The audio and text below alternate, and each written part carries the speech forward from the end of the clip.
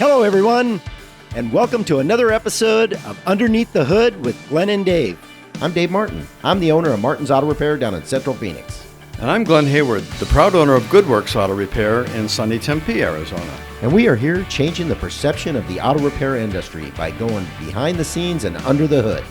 In these podcasts, we're going to discuss the good, the bad, and the ugly of owning a small business in the auto repair industry from an insider's point of view. So let's get started. Hey, good morning, Glenn. Hey, what's going on, Mr. Dave? Living the automotive dream. Me too. Hey. I just woke up from one. Did you? You woke up from? Yeah, was it a amazing. nightmare or was it a dream? Yeah, well, you know, it can be both. It depends on what kind of week you had. Yeah. Yeah, This business throws a lot of stuff at you. both Right, good and absolutely, bad, right? absolutely.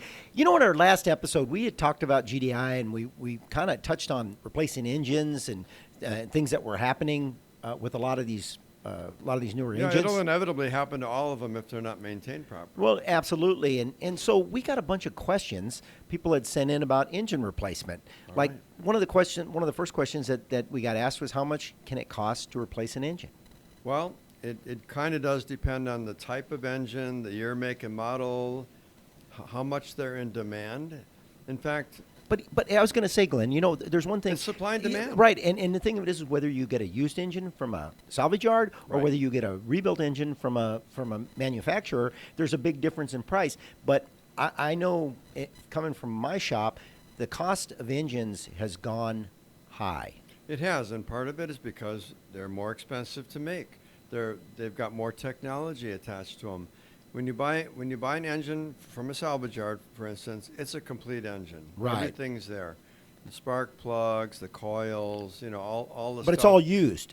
It's all used. Right. And so, again, you know, it's a buyer beware world, and we don't buy from just any old salvage yard. When we buy, we have quality places where these engines have been compression tested, and they've been gone through to a degree where we have confidence that when we install this motor, we're not going to have to apologize for it. Right, and they usually give you like a 6-month warranty or something along those Yeah, lines. some give you up to, like the one we just installed in the Hyundai, they gave us a 1-year warranty. 1-year warranty. See, so, and you're absolutely right. It's all about where you buy it from, because you want to buy it from somebody that's reputable, that basically does a little bit of the testing for us, and then, because we don't want to stick that engine in there and have to pull it back out again. That's no Right. fun for anybody. In fact, I bought a car from a customer who was pretty much didn't want to replace the motor in it. I bought the vehicle. I bought a brand new motor from Ford Motor Company for it. My actual cost on it was like $2,300 for a complete motor. Didn't come with the turbocharger, didn't have the spark coils, but other than that, it was a complete engine. Well, and then the next question is, Glenn, is the thing of it is once you pull the engine out of there, there's a lot of parts you're taking off that vehicle. The thing of it is do you want to put all those worn or worn out parts back on the car, like the motor mounts? You want to make sure your radiator's in really good shape, because there's nothing worse than putting an engine in a car, and if that thing overheats, you run the risk of doing an engine Right, damage. and that's the question he's asked, what caused the failure? Right. So if something still exists on the car that is not on the engine that caused the failure, you got a leaking radiator Yeah. or a water pump or something, you're not going to put those parts back on this other engine. And in fact, the salvage yards insist that you put a new timing belt on, that you put a water pump on, because if you don't, Yeah. and They that won't warranty motor it. fails, they will not warranty the motor. So it is up to the installer again. Oh, we can get by a lot cheaper by not putting these in.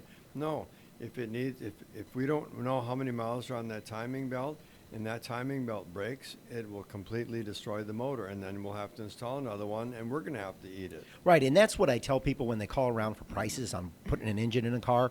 It's so misleading, and you just got to be so careful, because if you call around and you ask how much it's going to cost for an engine, sometimes they'll give you bare bones minimum, take the engine out, and then say you need all this stuff. Or I know when they call our shop, we tell them, look, we're going to pull the engine out. Are the motor mounts in good shape? We're going to ask these questions because we want to make sure that they're informed. By the time they're done, they don't have an extra $1,000 on their bill and they're freaking out. Not only that, but they'll have a satisfactory job. You put broken motor mounts in. Hey, man, Yeah. this thing is banging back and forth.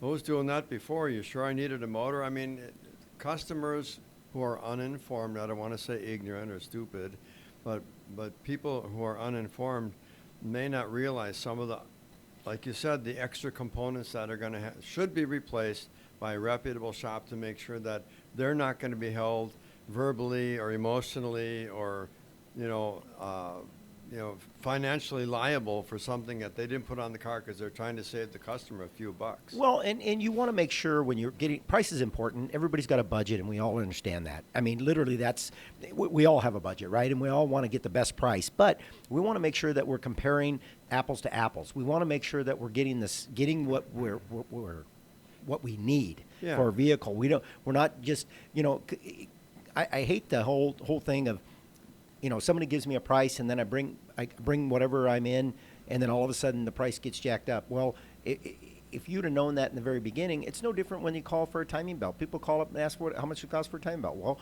there's several ways to do a timing belt. The water pump's right there. You got some cam and crank seals. You've got some tensioners. You want to make sure that you let the consumer know, and a lot of times you buy that in a kit. And you can just replace the timing belt, but why would you want to go in and do all that labor to replace a timing belt and then find out that the water pump started leaking 2 months later?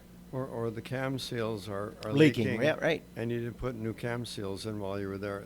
These are all the difference between a quality shop and someone who's just getting the job done. Well, and what you said earlier, you want to make sure that they're informed and they're making good sound decisions. And here's the other question is it worth fixing my car at 200,000 miles?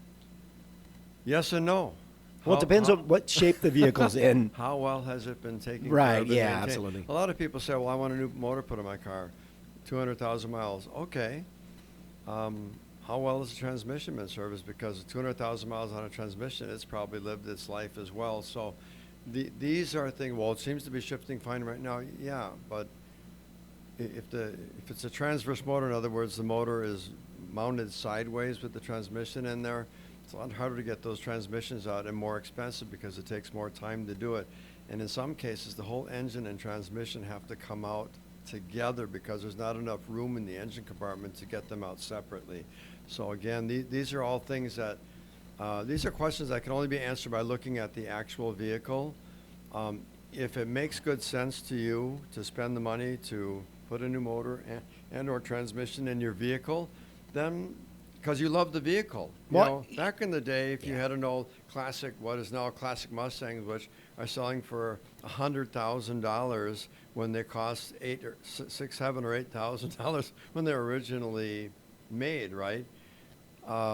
It's like if you're that kind of person who wants to keep that car because you think that at some point it's going to become a classic or it just has a lot of sentimental value, yeah. Then it's worth it. Well, and another thing too is we had a client in our shop here a while back, and he had a truck, and he fully loaded truck. It was 20 years old.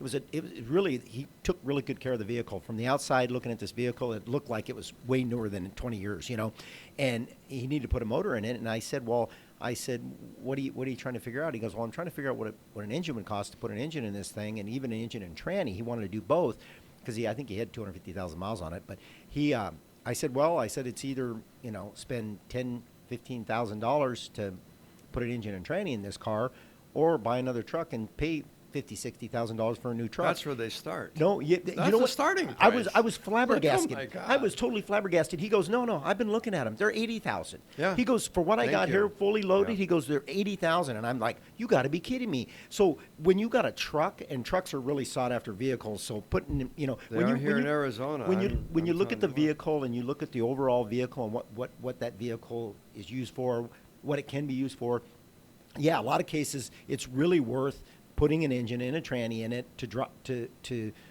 keep it on the road versus going to buy another vehicle. Absolutely. You know what you have, and especially someone who's owned one since they were new, they know that they've kept up on everything, but sooner or later every engine, every transmission wears out, no matter how good you take care of them. It's an inevitability. But if you haven't taken care of them, you're bound to replace it 2 or 3 times before the truck would normally need to have it replaced. Right, and the other side of the coin is we had a car in our shop. This was a while back, and we don't see this very often in Phoenix, but we had a car in there that needed an engine, and the whole underneath the car was rusted out. It was a back east car, and it was, we told them it's not worth fixing. It's not worth putting an engine in this thing. The body's going to fall apart in this car. So on that side of the coin, you want to make sure that, like you said, Glenn, every case is different. We want to make sure that we're doing the right thing, because if we can get you another 10, 15, 20 years out of this vehicle, putting an engine in it is way cheaper than buying a new vehicle with inflation and with these, and vehicles are harder to find nowadays. Absolutely, and the parts for those vehicles are still available if it's a popular brand, if it's a Yeah. Ford, Chevy, Dodge, whatever. If Toyota, anybody, Nissan, anybody who builds trucks, 20-year-old parts are not that hard to find for the most part. Yeah, we still for the popular vehicles now. If it's a, if it's a If it's a Yugo, you're gonna Citation or you're something gonna- like that. You're gonna roll craps every time. Hey, Glenn, another question is they said, what can I do if my car is too expensive to repair? Well, there are a couple things that you can do. You can sell the car as is, and of course, it's not going to bring the kind of money that it would if it were to have been repaired properly. In many cases, the auto repair shop may make you an offer on the vehicle, and if it seems like it's reasonable. And there's cases where people say, well, do you want to buy it from me? And I know that it would cost me more money, even at wholesale, even at my actual cost than the vehicle's worth. Then you can donate it to a charity, and the charity will probably give you a bigger tax credit than what the car is actually worth in its current condition, because they don't care. Drag it in, tow it in, however you get, and they'll even pick it up for free. So in many cases, that's a good thing. Don't donate it to some single mom or something who's going to need, to put $5,000 into it or something. I donated a van that I had. It was a '95 Ford van. It was one of the. It's like my third vehicle anyway, but I donated it. That's an iron horse, man. Yeah, no, it was. It was a good vehicle for a lot of years, and I donated it to the veterans. It had a lift in the side of it, and so it hopefully somebody could use it that maybe needed a little bit extra, accessibility. So I donated to a veterans organization, and there's a lot of organizations out there that you can donate vehicles to, and sometimes it's a better. It's especially if you need a write off, you write it off, because if you're going to get $2,000 for the vehicle. In some cases, it's really not worth the hassle of selling it.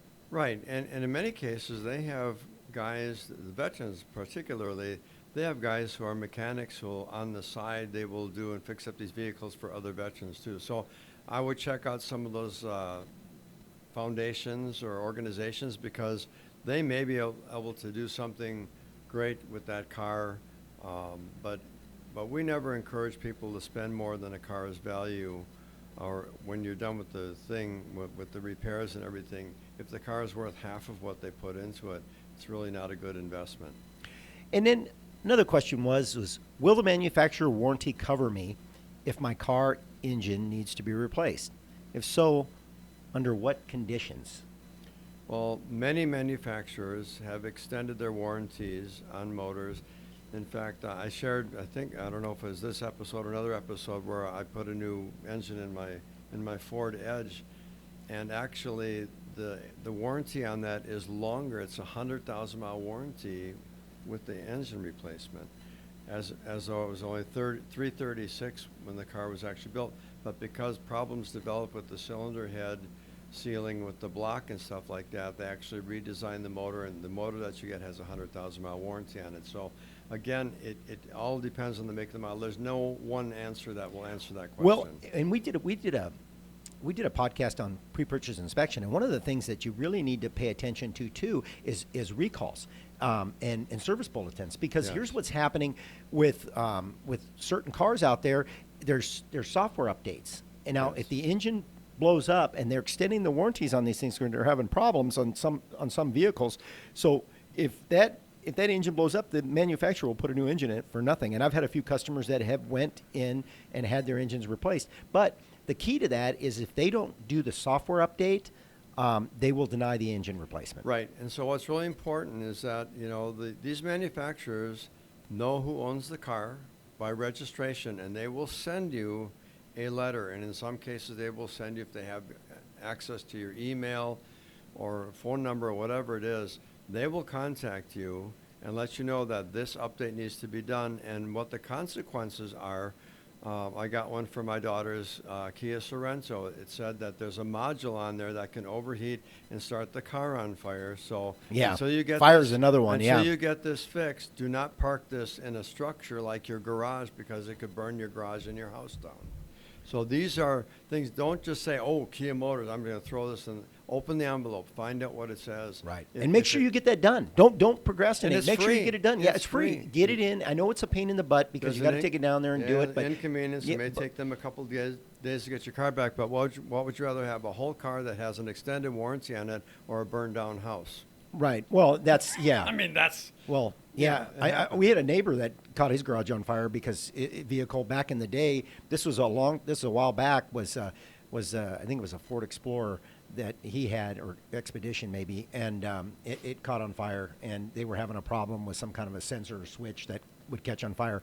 And one of the questions that one of the consumers had when there was what vehicles are more susceptible to having engine failure. Well, I guess my answer to that is depends on what year, because they're all throughout the years. You've been doing this a long time, like I have, and throughout the years, almost I would say almost every one of them, and not everyone, but almost every one of them has had some sort of a design flaw, design failure, whatever you want to call it, where they've had problems where they've either had to have a recall or have a service bulletin, or things had to be done which could have caused engine failure. right. And not only that, but in many manufacturers, they have the same exact vehicle, same body style, but they have 3 different engines that they put in it. One is a 4-cylinder turbo. Yeah. One is a 4-cylinder non-turbo, or a V6. Those are the 3 engines. And so you can't say what's the most reliable because, I can't put a generic tag on it and say, well, I wouldn't buy this car because of this, So what we're going to do is we got a list here, and we did this a couple podcasts ago, of the best and worst makes from 1 to 30. What are the best cars and the worst cars on the Consumer Reports list? And I'm going to let you kick it off, Dave. Where are we at? This is predicted reliability. On a scale of a 1 to 100, the reliability of the vehicle. And at number 1, Lexus, out of 100, 79.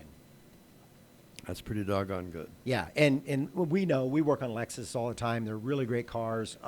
They're really reliable. I've owned many Lexuses. I currently have 2 Lexuses in my family. Yeah, and not surprising, but right underneath that is Toyota, which is 76%. Well, Toyota makes Lexus. So. Yeah, right. Yeah, so they're the same car company, and we've kind of expected that. Mini, they're made by BMW. That one shocks me. 71%. We've had so many minis, so many minis. Well, then, and it did kind of surprise me a little bit too, because those cars are very, very. We call them over-engineered. I mean, they got so much bells and whistles, so many things that go wrong with that car. But they say it's a very reliable car. But hats off to Mini. They've improved. We don't see that many. There are not that many of those on the road, and maybe that's part of it too, because when you only have 1% of the market share, Mini probably has 1% of their the BMW's market share. They're probably going to get a higher rating because there's just not that. They're like a many of them. go-kart. And people love them. Number 4 was Acura, was at 70. Again, that is the and believe it or not, made by Honda. Yeah. And It's their Lexus. It's like Lexus is the Toyota, right. Acura is to And number 5 is Honda, so they're right there neck and neck because of the same car company. So that. And by the way, this chart goes green, yellow, and red. So Yeah. as we get towards the bottom, we're still way in the green here. Yeah, we're still way in the green. And then Subaru. Yeah. Subarus, they're pretty good cars. Great reputation. Great reputation. People love them. People love them. They're kind of like a SUV, off-road vehicle, but a street car. Yeah, they they make got it one all. or 2 models that look more like regular cars, but Yeah. the most of them are like They're all-wheel drive, and that's nice about them. If you're in the snow or you're in inclement weather, they're great vehicles because they got that all-wheel drive system that they've got, and they probably do that better than and they're a probably good most. company. I mean, they support a lot of great charities and everything. I mean, it's a Yeah. great company overall. Yeah. And they make a good car. And then number 7 is Mazda, Okay. and that's 67. And then number 8 is Porsche. Number 9 is BMW, and they're all in the green, which we're still in the green at 64. BMW's at 64. And then you got Kia at 61, and we talked a lot about Kia. Yeah. And Kia's and the Hyundais. I bought my daughter a Kia a long time ago, and it's been a great car. They have some design flaws right now that they're working through. They had the theft problem that they had with the vehicle. They had some engine problems, but it's. But that's part of the whole secret of whether these companies have succeeded. They will make good to their customers. If they design something that's bad, they take care of it. If they have an unparalleled warranty on their motors, I think that gives them a higher rating. Who else is putting a car out there that's got a 100,000-mile drivetrain warranty on it? And as far as that goes, you're right. And you've been around a long time too. And back in the 70s and 80s, the cars they pretty much stayed the same. They had the same engines in them, same trannies in them. The designs didn't change that much. These cars are changing at a rapid rate that they're going to have design flaws. That's just they're learning. I mean, as they design them, they run into issues, and then they have to. Oh crap! We already made 100,000 of those. Well, put them in anyway. It's like Microsoft comes out with a new system, and they got Service Pack 1, Service Pack 2 because they have flaws that they didn't catch when they were designing it. Exactly. Anyway, on the list, where are we at? All right, so we're in yellow right now, and I'm just going to kind of go through these a little quicker to save some time here. We got the Kia's in the green at 61, and then Hyundai is at 56, in which they're the same, kind of the same car company, and they're at 56. They're in the yellow. Buick, Infiniti, Tesla, Ram, Cadillac, Nissan, Genesis, Audi, Chevy, Dodge, Ford. They're all in the yellow, anywhere from 56 to 40. And then Lincoln, GMC, Volvo, Jeep, VW, Rivian, Mercedes, and Chrysler. Chrysler's at the very bottom at 18. Mercedes at 23. Rivian is at 24. Does that shock you to Yeah. see some of those brands? GMC is supposed to be their above and beyond, the Chevrolet and all the other GM brands. GMC quality. They're 36. They're 36, yeah. It's pretty sad to see the kind of quality that some of these brands, Volkswagen, not that I've ever been impressed by any Volkswagen in my entire life or career, but the deal is to see these vehicles that are so popular that people they're flying out and they're cheap. They're cheap to buy. Volkswagen value in terms of purchasing and so on and so forth.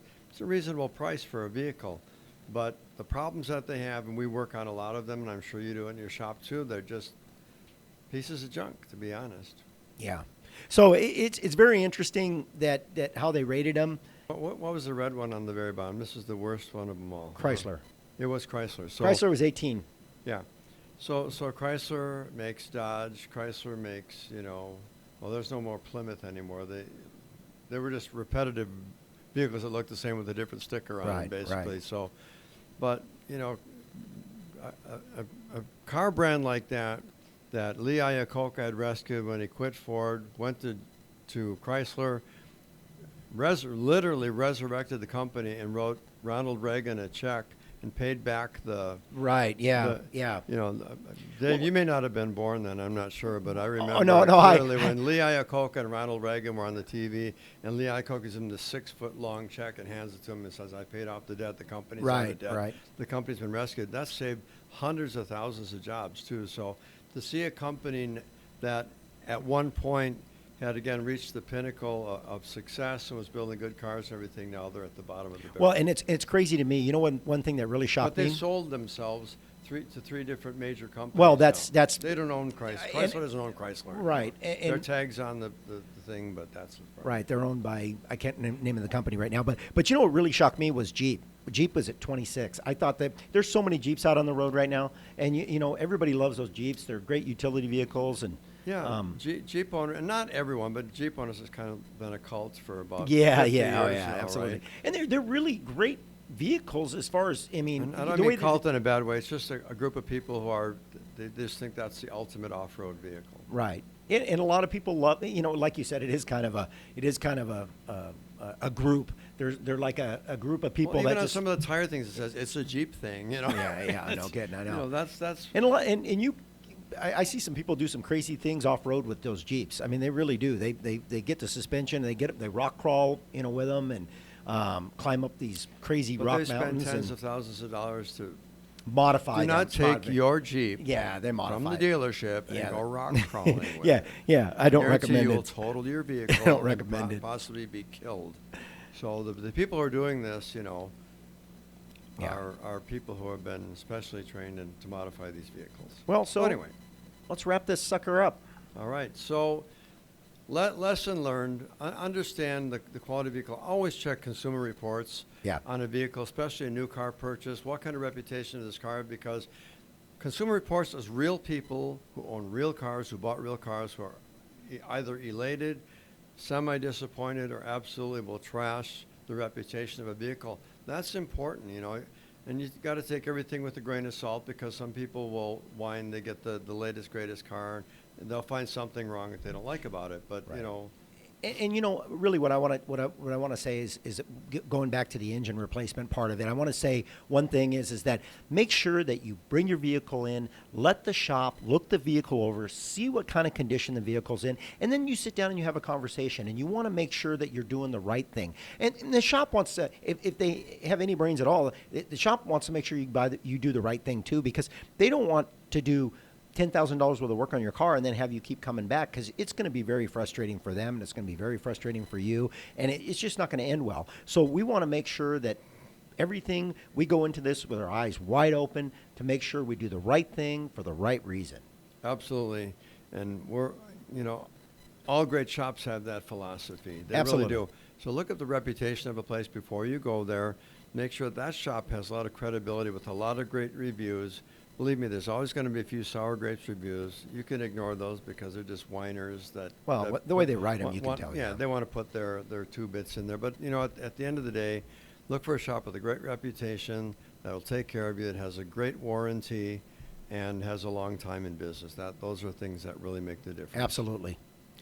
Glenn, have a great day. Let's and wrap it up, brother. we'll see you at the next episode. Next podcast. Got it. Bye now.